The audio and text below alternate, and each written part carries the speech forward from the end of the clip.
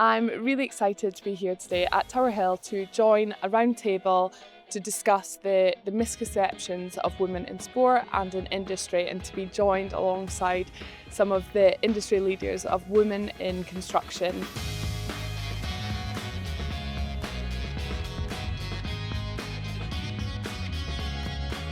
What I really love about the Wates sponsorship is that we've added a real depth of meaning to this partnership. We both have the same values, we both believe in what we're trying to do, which is improve accessibility, inspiration, awareness of careers for women in construction and in rugby. Wates' partnership with PWR is hugely important. It really puts our money where our mouth is in terms of our commitment to diversity, our commitment to our purpose, and will enable us to support women in sport and women in construction. You can see that the leaders within this company are passionate about progressing and giving opportunity to women to strive and really succeed within that industry, and that is exactly what we're trying to do in women's rugby. There are loads of parallels between construction and women's rugby. Both have struggled with diversity, both are really leaning head on into that challenge. It's been fantastic today to hear about how women's rugby has grown exponentially in the last 6 years. Early adoption of new approaches to promoting women's sport is exactly what we need to do in construction to promote diversity. What's inspired me most today is just seeing so many women who are really successful in their own right, all wanting to push the progression for women in whichever industry it is, and just knowing that sometimes you're not the only person out there. It can feel like you're shouting in an empty room. So seeing so many other people who are doing their thing in their own industries or within their corporations as well, pushing for the same thing, that's what's most inspiring. We all know that social media has a big influence on the younger generation. So it's important that we have individuals that are confident to talk about their journey, share their journey, and make it actually real. So people buy from people that they can see that actually I could do that. So it's how we get that into the right places. And also, I'm really passionate about education being supported by industry, whether it's industry or sport. Let's get into our younger generation and do what we need to do to help the future. Attracting women into construction, as well as attracting women into sport like rugby, requires us to be much more transparent on the opportunities that are available and what you can do and how you can succeed in that environment. So our partnership with PWR means that we can really paint a picture of the life that you can have in construction and in women's sport. Both construction and rugby demand teamwork, grit and visions of yet years. Both have been shaped by one dominant gender. Today, through the partnership between Wates and Premiership Women's Rugby, we explore what happens when that story changes and how sport and industry can help change the future for our next generation. Michaela, as a little girl, what sport were you attracted to, if any? Football, and there was no girls' football team at my school. So my mum went into the school, and you can imagine what she's like. She was like me, but more unhinged and more northern. And she went berserk, and so I just slightly. And yeah, I ended up playing on the boys' football team, so I was the only girl in the league on the boys' football team. I'd be able to score a goal and do flips. So I was always into, I guess, more male things growing up. Emma, as a rugby player, tell us a little bit about, and I put here LBR, Life Before Rugby. So share with us your life before rugby and as you come into rugby. Yeah, I started rugby quite late. I was 15, which again, in comparison to many young boys, they were maybe brought up with it at school. It was very accessible to them. So I started that and enjoyed it as a hobby, as all women thought it was. It was just a hobby to play rugby. And then I continued down the career path that I always thought I was going to take, which was accountancy, very different. I went to Heriot-Watt University in Edinburgh. I did my accountancy and finance degree. And then in that time in Edinburgh, seen there was actually an opportunity to push myself within this sport. And I think that is something I've always been very driven to do, and whether that was in rugby or whether it was in accountancy, ultimately, if I was going to do something, I wanted to do it to the very best. And that's not what everyone wants to do.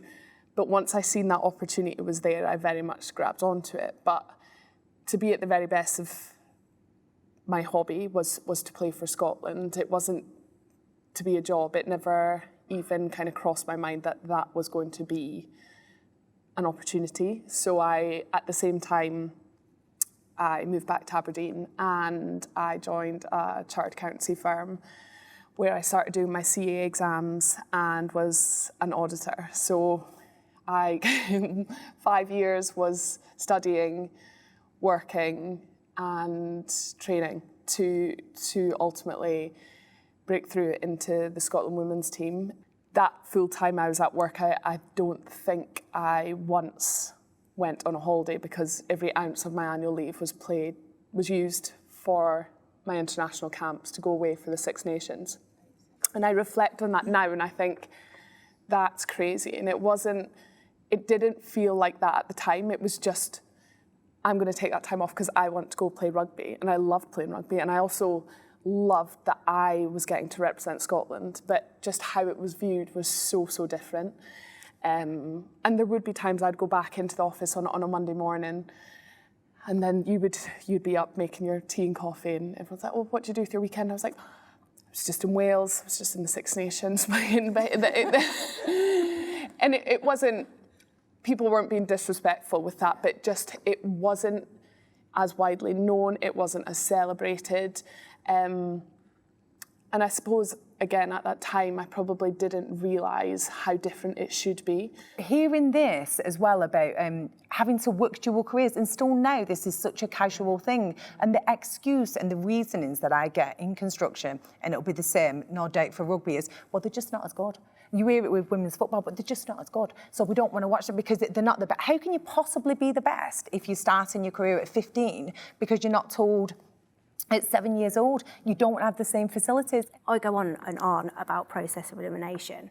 So for me, it's to have the opportunity of construction, of rugby, of anything and everything to be able to be an option for somebody. I think for me, that's the thing. We've talked about skills of if there's females wanting to get in or that they're in, how do you keep them in?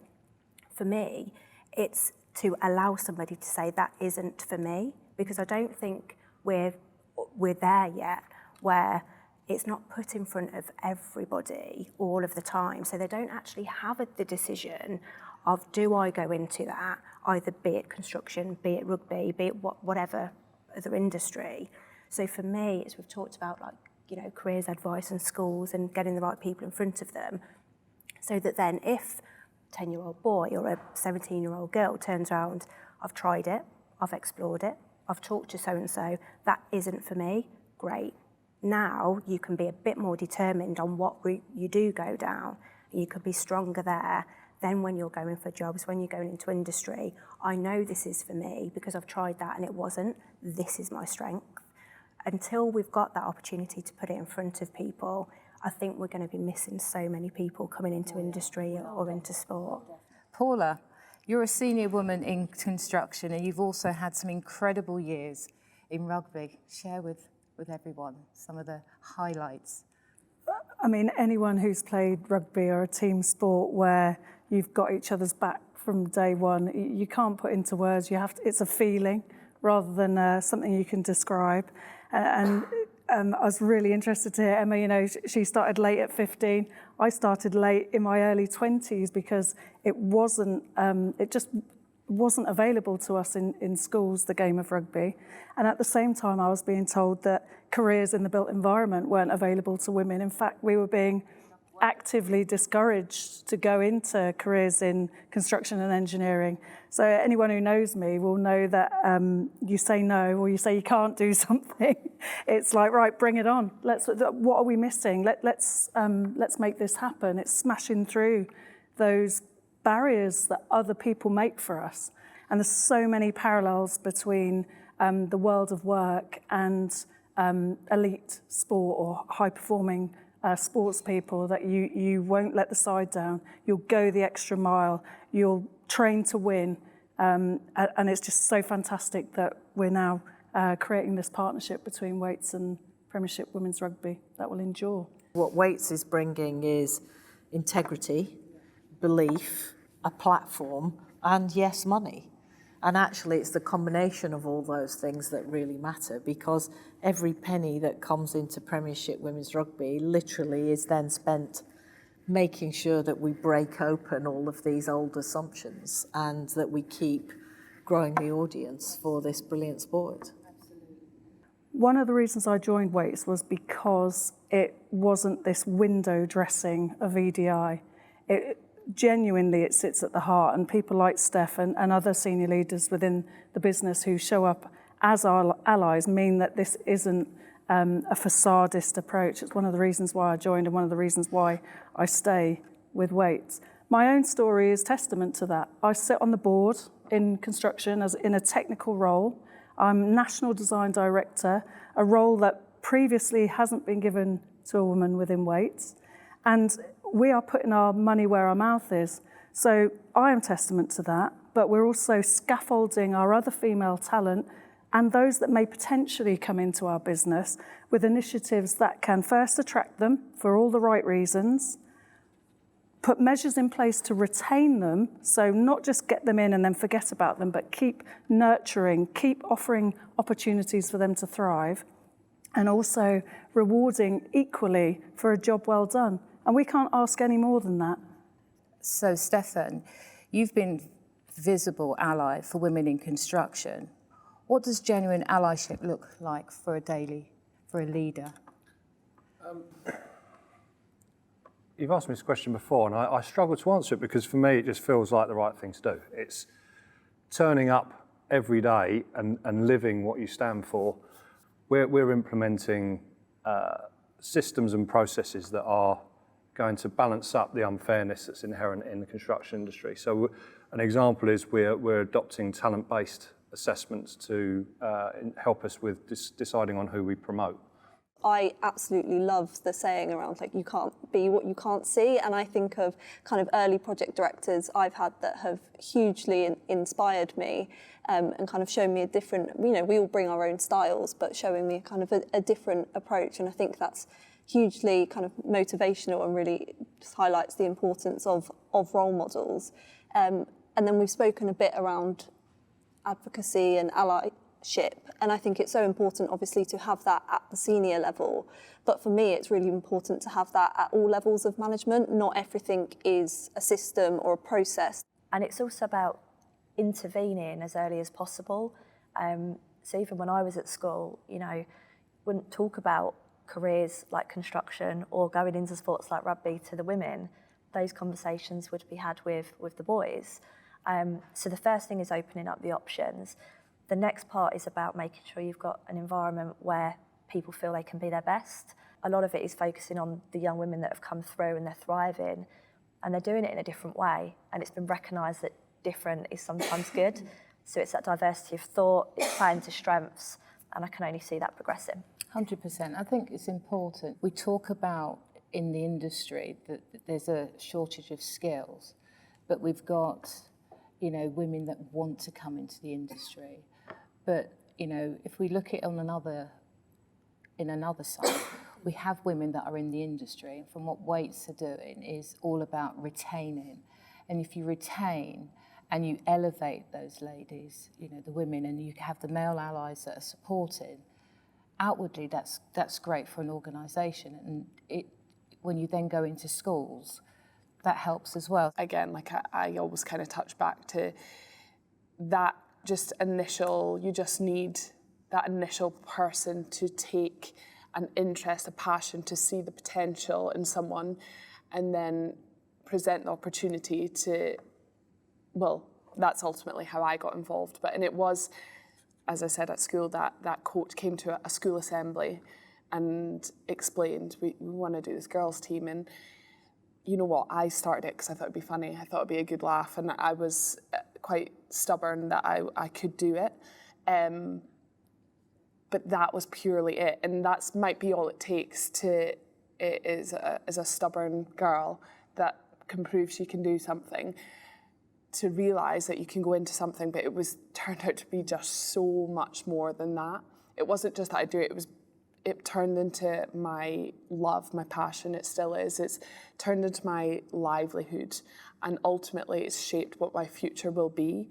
And I think, and I really struggle to even think of what or who I would have been without it. And it's not that rugby defines me necessarily, but it is shaped the kind of the person I am, the people I've met, and probably the things I've had to go through, not necessarily within rugby, but I have no idea how I would have had probably the strength, the confidence to kind of push through all that without ultimately my teammates is a huge part of that. And I think it spoke about a lot within rugby, the connection and the people that you meet are like no other people I have ever met, and they stay with you for the rest of your life. But if you kind of encapsulate all of that, it just comes back to that opportunity to get people into, well, for me, the sport, and they don't necessarily have to make it to international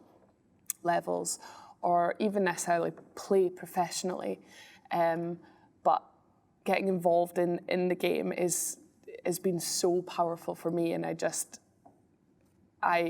wish that the girls that want to try it have the opportunity to try it. It's about dispelling the myths, isn't it? It's about having discipline and not taking no for an answer. And these misconceptions, so many parallels in rugby and in the working world. So we talk about PPE that we wear that's oversized, and women just had to wear great big baggy high-vis coats. You know, rugby, when I first started rugby, I don't know whether it's the same for you, Genevieve, we had to wear the men's kit that was baggy and got super, super wet. But you don't let that stop you. You keep going. And the misconception about a woman will not have killer instinct on the field. We will have killer instinct on the field. In business, we are often perceived as not having the commercial or contractual acumen. That's so not true. And we can't be passengers in this process. We have to show up, not only for ourselves and the women around us, but for the next generation of talent that's coming through. It's interesting though, the talent and the desire is there, but data tells us that women are less likely to apply for a promotion unless they tick every single box on that form that they've got the right experience and credentials. Most men will blag it when they've got half the boxes ticked. So this, as I said earlier, about the fair hiring policies really need to bite to create the environment where both men and women feel able to apply to move forward in their careers. I think that's right. I think you have to, it's about where are the smart interventions that you need to meet to kind of course correct the sort of inbuilt prejudice that you face. How do you think the partnership like this with PWR will strengthen with Wates culture? I find it particularly inspiring listening to sporting role models, and there's nothing more inspiring than hearing sporting internationals speak. And actually, I'm the parent of a 15-year-old girl who's the British gymnastics champion at the moment. She did that in the summer. So the connection between sport and business has come out strongly today. There are so many parallels. And this for such a rapidly growing sport that mirrors the things that we're trying to do to create equality and diversity in our business. This feels like a long-term partnership. It's something that we want to build, exactly as you've said, you've got to see the future. Things won't change overnight in this sport or in our industry and our business. But we're absolutely in this for the long term. We need to anchor on the future and make sure we get there. We talk about growth, but we also talk about unshakable foundations. So I don't subscribe to sustainability in the kind of phrase that's often used about women's sport, or we must make it sustainable. Men's sport has been around for 100 years and it's not sustainable. So after 5 years, can you not give me that sort of challenge as well? Because I think we are still in this fantastic growth stage. The trajectory is one way. It's not going back. So we're growing. And so for me, I kind of think now, and I'm in the right space, aren't I, to talk about unshakable foundations, but it's like, what are the decisions we're making now that we won't regret in 5 years' time, in 10 years' time, in 50 years' time? So how do we build this absolutely rock solid set of foundations onto which we can keep growing, keep growing, keep growing? Anna, can I just come to you about, working with other contractors? Is there a common approach to some of the initiatives that you're doing at Mace Construct in how you approach, strategies that make it more diverse? Is everyone following the same methods, or do you find that, Wates are doing it really, really well and somebody isn't following the same line? And how do you deal with that? I think internally we use data a lot, and there's a really big emphasis on and drive on understanding both gender and ethnicity to make up more balanced project teams. So there's definitely an element of being mindful about the teams that we kind of build and push out onto different clients as we work across a number of industries. In terms of discrepancies across contractors and different project environments, I think a lot of it is culturally set. So rather than it being a particular initiative, I mean, I work with Wates on a very large construction project currently, and I think it's just about having a culture where you've very much got a seat at the senior table, and whilst, to be honest, you might not look like a lot of the kind of people that you're interfacing with very often, I feel that I'm kind of absolutely taken seriously. That's the important thing, and building kind of confidence from the ground up to be able to speak to people at all levels in the kind of project environment is super, super important. And Beth, how do you see the partnership with Premier Women's Rugby going to help with building confidence with the team within Wates? I think there's a lot to learn. I think just listening to our panel here today, there's a huge amount that I can take away. And I think that there's learnings on both sides, but I think the confidence piece is such an important part of women in sport and women in the built environment. And when I think of my journey at Wates and where I started 4 years ago, I was very used to being in male-dominated industries, despite being in an HR role, which is typically female. But I wouldn't have achieved the things that I've achieved without having the right people around me inspiring my confidence, giving me a voice, giving me feedback constructively. And actually, all of those individuals for me at Wates, they've been men. They've been male allies who have taken time to invest in me and develop me and enable me to build that confidence. And so I think it's twofold. I think we need the allyship of people that right now do typically dominate some of these sectors and industries and sports, because we're on a journey, and it will level out, it will balance out, and hopefully we will ideally get to that part of complete parity, but we're still on a journey, and we need people to help us on that journey. And so having the confidence in the people around us to enable that is absolutely critical. I feel fortunate in so many ways that I've maybe experienced life, which was when you couldn't be professional and you had to work and you had to do both. So I'm probably still in that space where being paid to do anything towards what was my passion feels like a privilege, but then that's also probably our biggest holdback as female, because then we're just grateful for anything. And I think it's really important that that's not the case, but you do have to have the understanding around the commercial and the business element. Fundamentally, we are different human beings. We are hormonally hugely different, and until there's an appreciation for actually, yeah, we might not be as strong or fast, but we have so much different qualities to offer, but that doesn't kind of take away from the sheer athleticism, professionalism, and I think just the all-rounded athletes that these people are. And I think social media has been hugely powerful in being able to project that. I I think a lot of this conversation just makes me think about kind of visibility and broader public appeal, because kind of in these forums, everybody's kind of converted and really understands the importance and absolutely wants to promote young girls having access to whatever sport, and we recognise the contribution of women in the built environment, but it's about breaking out of that kind of echo chamber and getting in wider public discourse.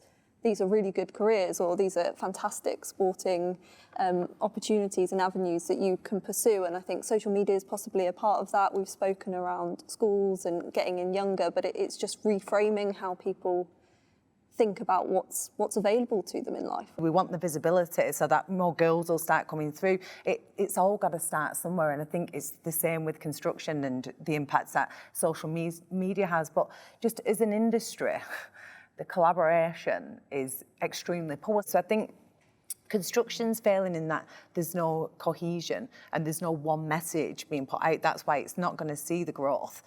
You talk about being fulfilled, following passion. The construction industry, it's not boring. You think that the fulfillment you feel, and I've seen this numerous times in my career, when you get to the end of a project and you go, I built that. I was a part of creating that thing that might have huge social purpose, like a hospital or a school. These things create tangible things to connect to, which is why I'm shocked there isn't more people clamouring to get into our industry.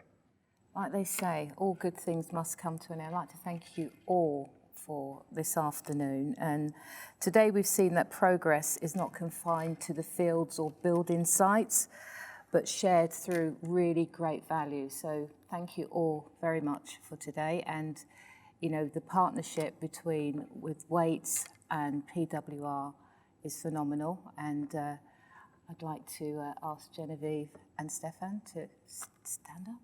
Wates are delighted to announce that we are going to continue to support PWR for another 2 years, and long may it continue beyond that. A really worthwhile partnership. I think we've really surfaced today the mutual benefit for our business, supporting your sport and the rapid growth and great things it's going to do. Thank you so much. We couldn't have asked for a better partner in the first year of our life as a new company, and we're absolutely delighted. The whole team has just really got behind PWR. We love working with you, and I know this is going to be a brilliant 2 years where we grow even faster. Thank you so much.